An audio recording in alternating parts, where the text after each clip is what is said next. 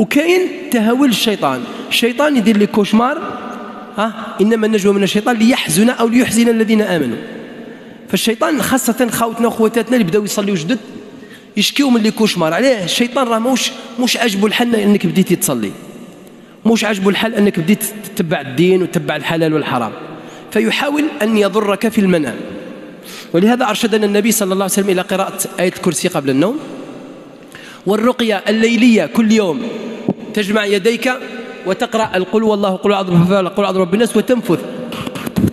تنفث نفخ هكذا وتمسح الجسم تاعك كامل 3 مرات. هذه الرقية إن شاء الله تحفظك من الشيطان.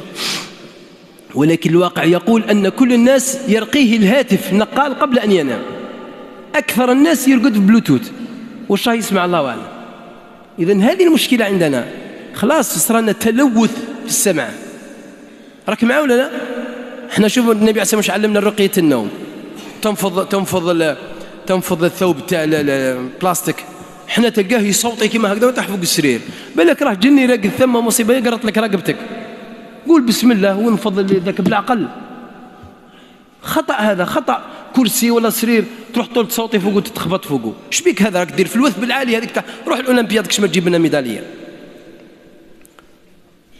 راك معايا ولا لا؟ إذا قلت فالجني يتربص بالآدمي، ولكن لابد من التحصين الشرعي. جبدنا على الرؤية تاع سيدنا يوسف صلى الله عليه وسلم.